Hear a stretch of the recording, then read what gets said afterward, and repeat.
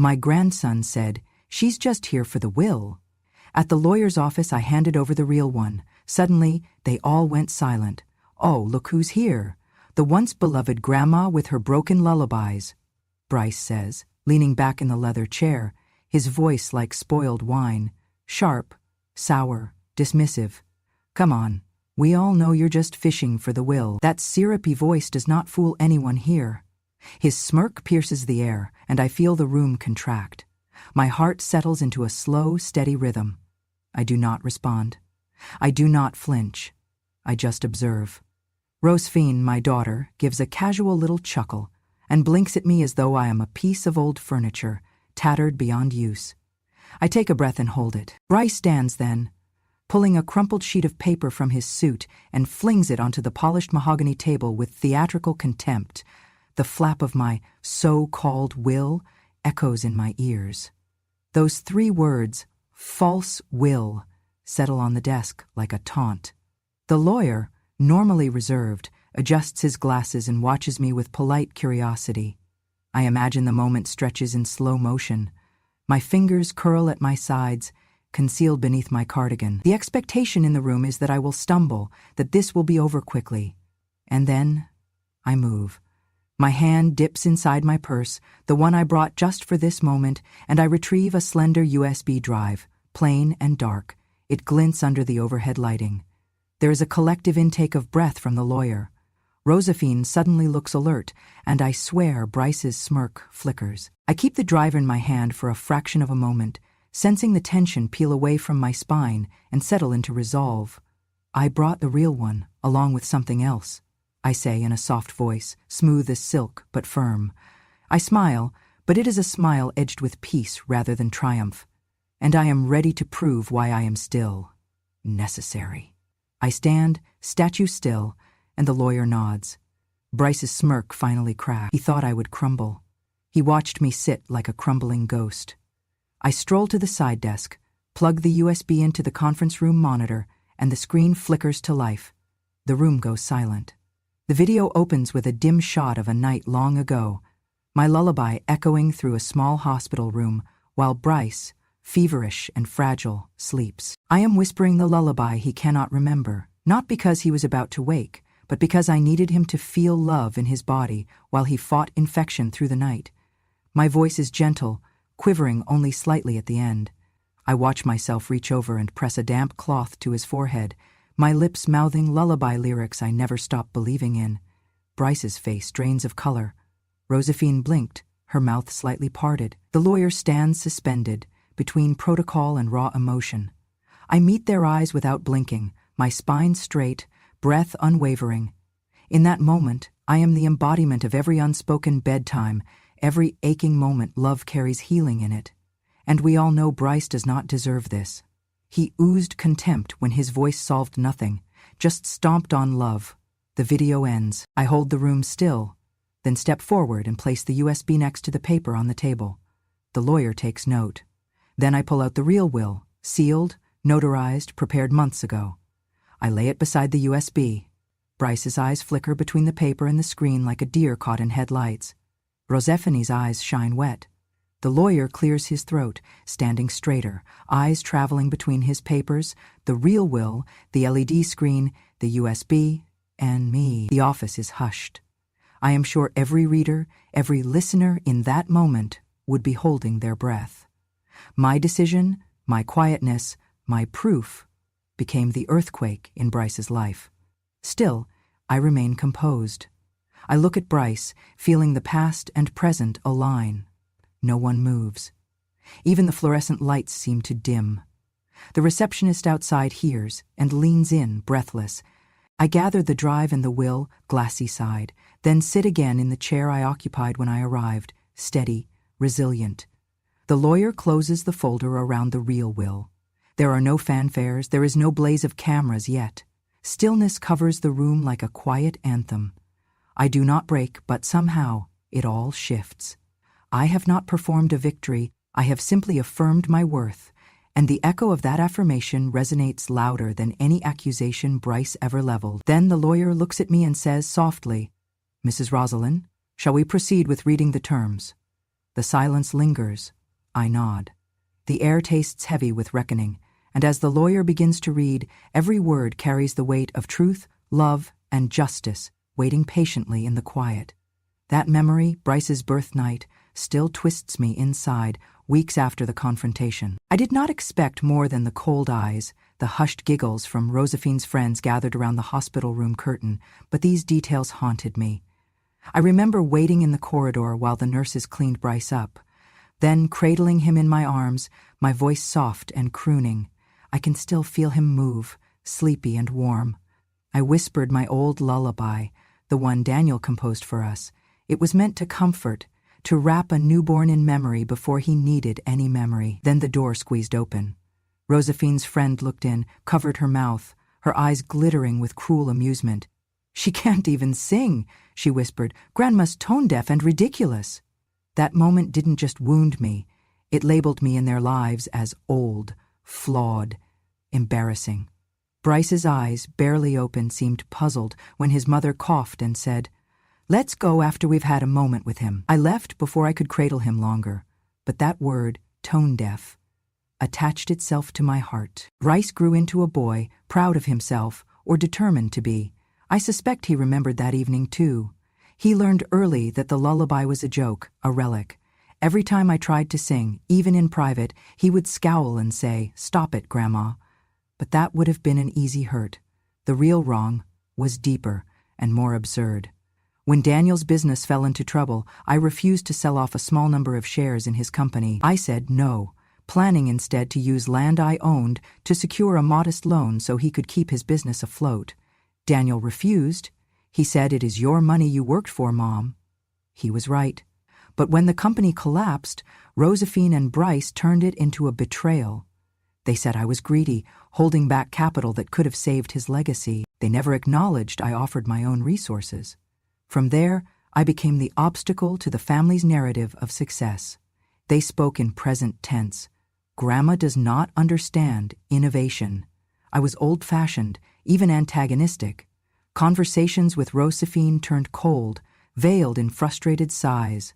She began to talk about modern strategy in front of my eyes, as though I was painted in sepia tones. By the time I walked into the lawyer's office that day, I had become the symbolic roadblock to their future. The woman who sang lullabies instead of learning to trade stocks. That past is what Bryce carried with him. No one taught it to him politely. They refused to acknowledge what I meant to the family. They dismissed my comfort as weakness. They believed progress meant exile. Still, I never let them hear me weep. I just stayed in the background. I quietly shifted the property titles so my shares in his failed venture would roll over into trust for community arts. But I waited for the right moment, when their assumptions, all of them, could finally be challenged at full volume. A memory of Josephine handing me tea while apologizing quietly for the office party where someone mocked Grandma's broken voice still warms me. She would not have known that apology counted more than shares in a failing business. By the time I pulled out the USB, that past had braced itself against injustice. But the real reckoning came when Bryce flung the fake will onto that table. I felt the trauma of rejection, the labeling, the unseen marriage between his ambition and my absence. Then the video began. There I was, singing that old lullaby to his fevered body. The frame zoomed in on my trembling voice, on Bryce's damp forehead. A nurse's hand hovered near me briefly, then withdrew. No one moved. All I felt in that moment was time slowing, until Josephine's eyebrows crumpled, and then tears. Bryce froze, like a deer caught in headlights, the arrogance of his dismissal suspended midair. He'd grown up taught to dismiss his past, but now there it was. Love. Memory. The healing our family denied. My voice on that video was not beautiful. It was flawed, aged, but entirely ours. The man who wrote the lyrics wasn't some genius. He was my son, and he loved us in that lullaby because he believed that love was sacred, not obsolete. Josephine's face cracked with uncertainty. She had been my critic and my softest child. Now she looked like a broken mirror, refracting truth. Bryce's mocking tone, that tagline, "just fishing for the will," hung there, taut and meaningless. The video removed the sharpness, replaced it with stillness, with undeniable history and heartbreak. Josephine reached for my hand. Her fingers trembled. In that moment, the absurdity became clear. They had scorned the woman who gave them care before hope, who stood by memory when ambition was young. Now, to prove my necessity, I needed no money. I just needed to prove that love is a deed and a voice, not a checkbox or legacy line. The eagle that forgot how to fly still deserves its wings, and sometimes those wings are lullabies. I sat back in the chair. Bryce's jaw dropped. The lawyer cleared his throat, turned to his notes. The air tasted dense and sacred. In that quiet, I heard every memory I ever sang echo in that room, and I knew that my past, mistaken or revered, was finally seen, and that quiet acceptance opened the path to justice, not through vengeance, but through corroborating my worth, which they had forgotten, but I carried, always. I did not storm into the lawyer's office without preparation. In the weeks before the confrontation, I scheduled a quiet meeting with my own attorney, an elderly man who'd known me since before Josephine was born. I placed the unassuming USB and the final will in his hands, both protected by legal seals and affidavits verifying their authenticity.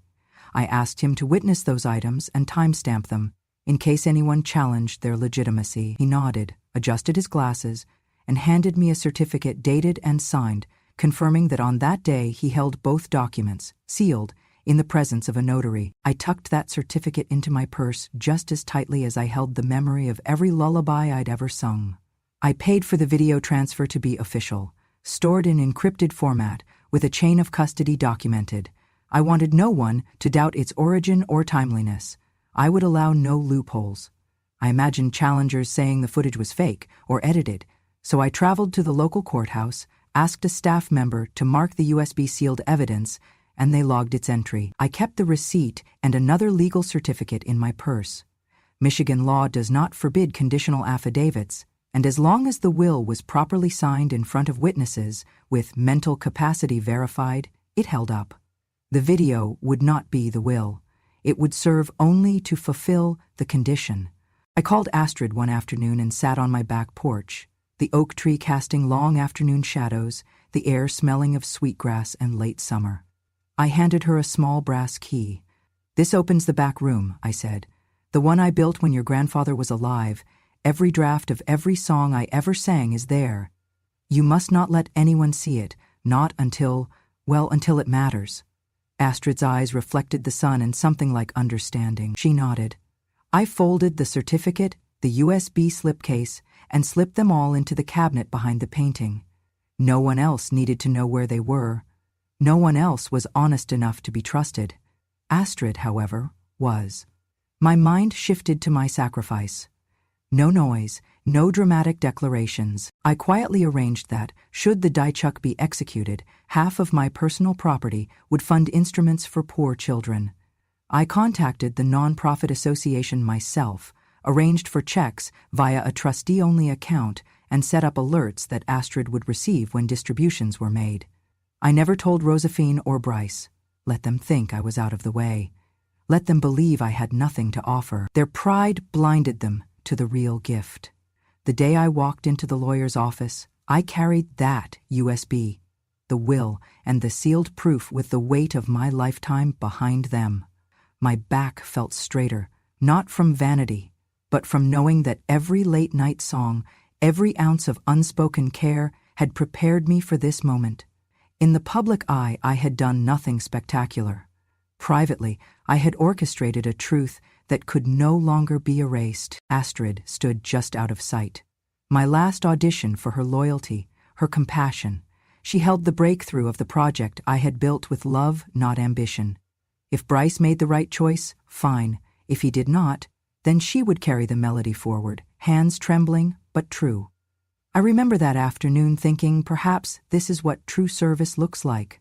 Invisible, careful and unassuming, until the last moment when it must be unveiled, which looks like an invisible hand, accompanied by the voice. And then, unveiled it would be. When I pressed play, the room fell silent. The lullaby floated through the speakers, rippling in the cold air like slow currents in winter water. Bryce's face drained of color. Josephine blinked twice, caught between shock and recognition. Astrid, who had been standing near the edge of the room, pressed her hand to her mouth. Her eyes filled, her knees went shaky, and without thinking, she lifted her phone and tapped "Go Live." She did not do it for drama. She did it instinctively, like reaching out to hold someone who is falling. Her hands trembled, but her purpose was clear. Someone had to witness this moment of truth. Her stare was both sorrow and conviction. I could feel the weight of her presence through the screen, the gravity of her tears carrying out beyond the glass windows into the world. The lawyer froze, though his training kept him restrained. Bryce looked like he had been hit. Family members dared not move. I sat still, knowing that Astrid had become my second witness, the one who would speak with her eyes and her courage when words could not. On Astrid's live stream, viewers began to climb into the thousands within seconds. Comments streamed through. "She's singing love, not greed. This is the kind of grandma we should all be." A small voice in the feed said simply, "Grandma is everything." I felt it in my bones, that stream pulsating with conviction and validation. Then, unexpectedly, a woman entered the room through the glass wall, a local reporter. She had been invited to cover the quiet will reading, but she did not expect this moment. Her phone lit up too, transmission pinging through her earbuds into the news van parked below. Like dominoes, the reaction collapsed outward. The reporter streamed her side of the scene as a breaking story. Phone cameras recorded the monitor, capturing the lullaby, capturing me, capturing the shock on Bryce's face. Incoming notifications flooded my purse, swallowed in vibration. News updates, social media alerts, cries of empathy. I felt a kind of power in that live moment.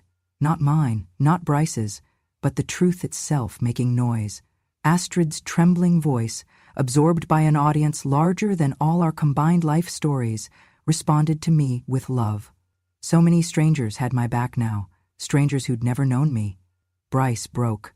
He stood, stuttering as though he was plugged into that feed. He said, This is ridiculous. You tricked us." His voice was frail. He whipped his head at Astrid's camera, and I saw him registered behind the phone.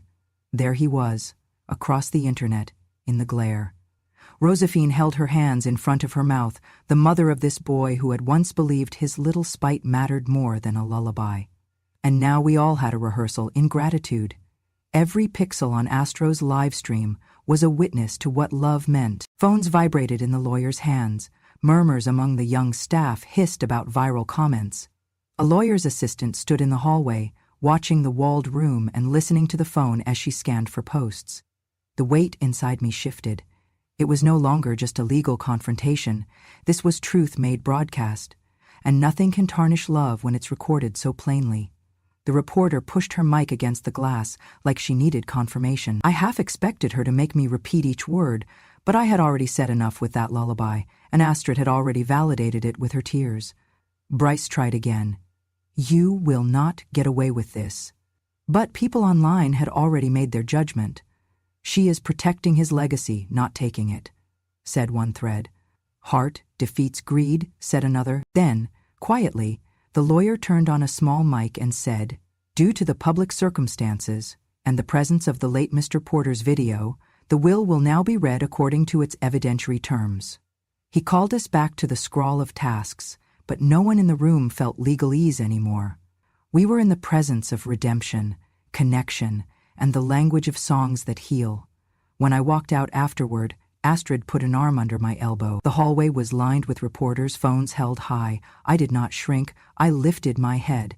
Everything they saw in those frames, my wrinkled hands, gentle gaze, and fragile strength, carried story and justice. Astrid's Live kept playing. Comments scrolled into the night. She fed us love.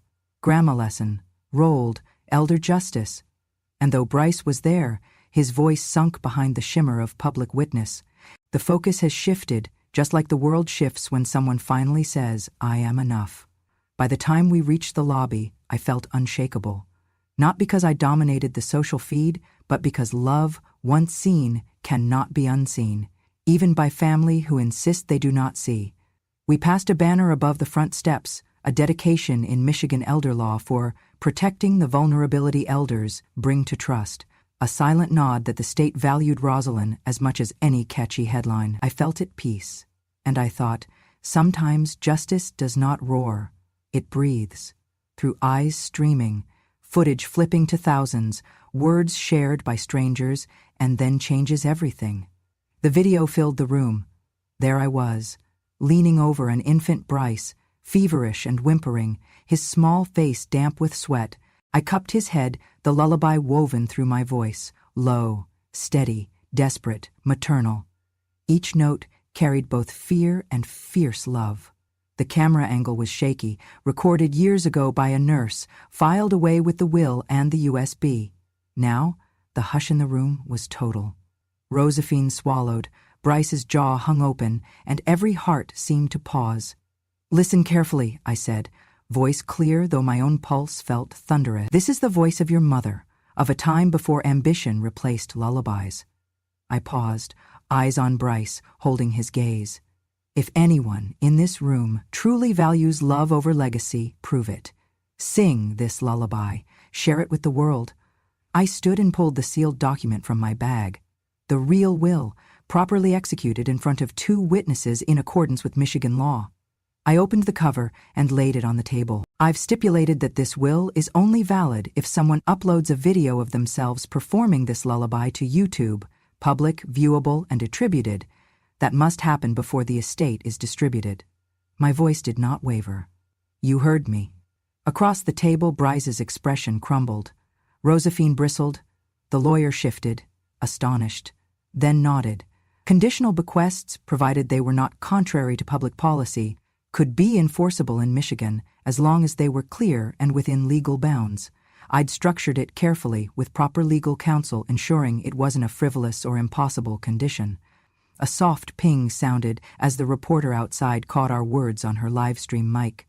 She repeated them into the camera. Estate release conditional on public performance of the lullaby. Her voice echoed down the hall. Phones lit up across the room. My own vibrated. Notifications that Lullaby to Prove Love was trending. Clips of Bryce's stunned face flashed across feeds. Comments scrolled. Loved that song before he had a name. A legacy of love, not ledger. Bryce rose, voice trembling. "This is ridiculous," he said. "You're forcing us." He looked like he might run, but the weight of shared eyes held him. Astrid, standing nearby, started tapping on her phone, adding the live stream to her social media. Every major news outlet suddenly knew my name. Headlines formed overnight. Michigan grandma demands love-proof inheritance. Conditioned will shocks family. The lawyer cleared his throat. "Mrs. Rosalind, your condition is unusual, but not incoherent. Michigan courts may enforce a conditional bequest if it is not against public policy. Such conditions, as long as they are specific, feasible, and do not violate public morals or rights, are fully valid under state law. In fact, Michigan law has upheld similar requests in estate planning, particularly when the purpose is charitable or emotionally grounded." He paused, then looked at Bryce. "If you do not comply, as stated, the estate will go to the secondary beneficiary." Bryce's shoulders sagged. You could see the reckoning settle in. Love he had never wanted to feel, now made public, was louder than his ambition. Josephine's eyes glistened. She picked up the lullaby lyrics printed in the will, hands shaking. Astrid pressed record on her phone again and lifted it toward Josephine, quietly singing the first few lines for herself. The sound echoed. Bryce turned away, face taut. The reporter nodded, her camera trained on Josephine's wavering attempt.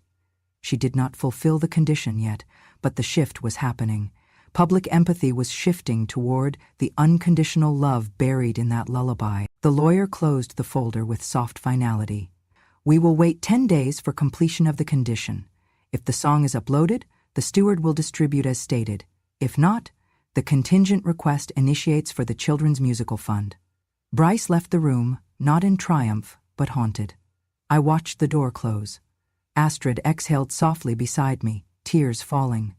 The reporter lingered, capturing the aftershock. "Ms. Rosalind," she said, voice gentle, "why did you do this?" I looked toward the camera. "Because music is the truth we live by, and if love can be performed, it should. I wanted them and the world to remember that we are saved by what we give, not what we take. Outside, the Michigan sky was wide and gray. My heart was steady. The world had seen what mattered most. The lullaby that healed a fevered night, now healing a family. The room held its breath as Bryce looked at me, his mouth twitching, eyes blazing with unspoken regret. He swallowed, traced the lyrics printed in the will, and lifted his voice. But the words came out fragmented, breathless, notes cracked like splintering glass. He tried again, voice brittle, and then his eyes filled. Tears rolled freely down his cheeks, but not a single lyric made it to completion. His shoulders shook as he crumbled against the oak table. Silence thickened. I did not offer comfort, there was none to give. He had stood here once as the bearer of mockery, now he stood defeated by love. Then Astrid moved. She rose from her seat quietly, nearly gliding across the floor, so softly I thought the oak might strain under her weight. She came to stand in the center of the room, where light pooled from the windows. Clearing her throat gently, she lifted her face, tears shining in her eyes, and began to sing. In the arms of northern trees, where wind and whisper never cease, sleep, my child, beneath the skies. Where love remains and never dies, her voice was small but unwavering, each note a grace. It was not just a song. It was the stitching of time, threading love from one generation to the next. With each line, she reminded the room that melody can carry truth better than memory ever could. The room stilled. The lawyer's hand slipped to his handkerchief, brushing away a tear that had escaped. Josephine sobbed softly, her head bowed. Bryce straightened, shoulders tight, mouth parted, as if seeing his own reflection for the first time. The lullaby, carried on Astrid's clear notes, wrapped the entire room in that fragile memory of love's endurance. Astrid's voice trailed off. She looked at me. I stood, eyes full of pride and love that words could never match. In that moment, every person in the room understood what I had fought to protect, what love truly meant in this family. Josephine crossed the room, wrapped her arms around Bryce, who still stared at the floor. Their heads came together. In an embrace, I heard Josephine whisper, "I am sorry," and felt Bryce tremble. Family members who had been strangers to empathy wove their arms through each other. I watched them, sensing the breakthrough. When the lawyer recovered his composure, he cleared his throat and spoke carefully. "Mrs. Rosalind, Ms. Astrid's performance satisfies the condition. The will's terms are now legally enforceable." He looked at Bryce and Josephine, whose faces were now slack with emotion. He nodded. "The estate will be distributed according to the decedent's wishes." Bryce closed his eyes, and I could see him drawing in that moment what he had denied for years, the presence of love over inheritance, remembrance over entitlement. He turned, walked to Astrid and gently kissed her cheek. No words, just acknowledgement. I felt the weight lift from me that I had carried for so long, that love must not only be spoken but lived and shown, and sometimes even tested publicly. The stillness in the room was no longer suffocating. It was sacred. A moment later, Josephine guided Bryce toward the window. They looked outside where reporters were filing, phone cameras catching the final proof of love's triumph. I recognized that moment as a hinge. Everything before was a crawl through darkness. Now, the light broke. When I stepped forward, I did so not as a defeated relic, but as the keeper of the melody that sustained us. I looked one last time at Bryce, whose gaze had shifted from shame to awareness. I said in a gentle voice that reached him and the hearts watching beyond the walls, "Remember this well. Nothing worth inheriting comes from greed. Love is not borrowed. It is earned and shared." Astrid slipped beside me, silent. We let the room linger in its new understanding. That was my reckoning, a conditional lullaby transformed from a childhood memory into a moment of spiritual redemption. The distribution of the estate was not merely financial justice. It was the reaffirmation that love and memory must guide legacy. I left the lawyer's office with fewer belongings, but with everything that mattered intact: clarity, peace, and the knowledge that sometimes true inheritance is not what you are given, but what you teach others to see. The lawyer stood and cleared his throat. The cameras clicked in the background. Phones and news crews had pressed close, hungry for every word. I watched Bryce's face, pale and slack, and Astrid's hand slide into mine, fingers trembling. I drew a slow breath. He began, According to the final wishes of Mr. Daniel Porter, he said, reading clearly, all property, financial assets, and intellectual copyrights shall hereafter be transferred to the Michigan Children's Song Fund, a nonprofit established for the welfare of underprivileged children, dedicated to teaching musical expression and preserving the power of song. There was no pause. The legal finality echoed like a drumbeat. Bryce's eyes went glassy. Astrid squeezed my hand, unable to hold back tears. I saw Josephine on her feet, arms wrapped around her son. She wept softly, pressed his head to shoulder. Love, not law, had won. The law had been righted. The estate, every brick of our house, those tokens of memory I carried, flowed not to greed or selfish pride, but into hope, into classrooms and stages for children whose voices had never been heard. I stepped forward. Bryce did not argue. There were no threats, only sorrow and acceptance. Astrid went to me and held me tight. I let her. We were both crying by then, but I straightened my shoulders. I walked toward the door. The lobby light fell soft across my face, but I did not look small. I looked whole. The tears on my cheeks glistened, not from shame, but from quiet triumph. I did not need pity, justice, or applause. But as I crossed the threshold, I felt the warmth of solidarity. Reporters swarmed. A young woman with a microphone asked, "Mrs. Porter, how do you feel now, knowing the children, not your family, will benefit?" I paused. I could have opened my mouth wide, let the world hear me. Instead, I whispered, "They need music more than I ever did." That was all. Phones raised higher, headlines spun fast, Elders' lullaby saves legacy, grandmother's love redefined inheritance, hands patted my back and shoulders. Fellow patrons, lawyers, staff smiled respectfully. Astrid walked beside me, guiding me through a human chorus of empathy. Bryce followed behind them, eyes downcast but quiet. Outside, the Michigan sky washed my face with sunlight. The news crews danced with mics. I did not speak further. The quiver in the air wasn't noise. It was peace. 3 days later, at the board meeting of the newly established Michigan Children's Song Fund, I sat with Astrid in front of a long oak table. Surrounded by teachers, musicians, and children, I saw the first checks being endorsed, instruments ordered, lesson plans drafted. The headlines played behind us on a projector, "Legacy of Love, Not Ledger." Bryce attended. He signed a receipt on behalf of the fund, eyes down, quiet. He told me later, in a note, "I wish I had sung instead of sneering." I kept it in my locket. That evening I came home and sat at my piano. I played not the lullaby, too tender, too sacred, but a new melody of hope, made of chords I had once sung into infinitesimal hospital lamps. The house was empty, but I could feel the echoes of children learning, laughing, and finding a voice tomorrow. I opened my window. The night air was Michigan wild, a patchwork of stars and crickets. My tears came again, but this time colder, steady, tears from a relief deeper than grief. I had not lost, not truly. I had traded my legacy for something more beautiful. Love was not erased. It was amplified, spread like a song in hearts that never knew how to listen. And so I leaned back. Some victories start with silence, not noise. I smiled softly, let the piano hum, and let my story had ended not with loss but with song. The grand opening of the Michigan Children's Song Fund Concert Hall felt like a dream I had prayed for. We'd transformed the old warehouse by the river into a soaring sanctuary of music, with high ceilings that let sunlight dance across wooden benches and golden streamers.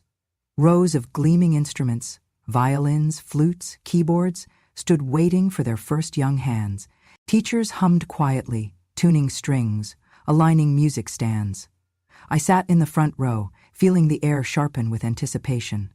A small stage rose above a sea of children who'd come with chaperones from across Michigan, kids whose births had been too quiet, whose voices had yet to find breath in song. Their faces held curiosity, shyness, excitement. Astrid stood beside me, her posture proud and gentle. Then Bryce walked onto that stage. Nobody expected it. He carried a small music stand and an old cassette player. He looked nervous. His hair was still too long, hands trembling, but he was there. He stood tall and pressed play on the cassette, my voice, singing that same lullaby once more. Bryce closed his eyes, lungs filling, and began to sing in a voice softer than memory but firm with regret and hope.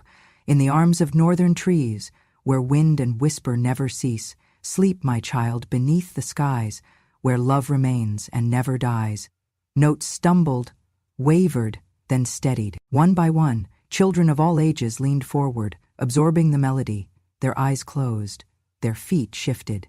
Some nestled next to leaders or siblings as though finally home. When Bryce finished, there was no applause at first, just a hushed breath. Then, slowly, waves of quiet clapping turned thunderous. Teachers wiped tears, parents wept openly. The auditorium resonated not with professional flourish, but with the purity of a grandson's voice, bridging past pain with future promise. I rose, voice catching.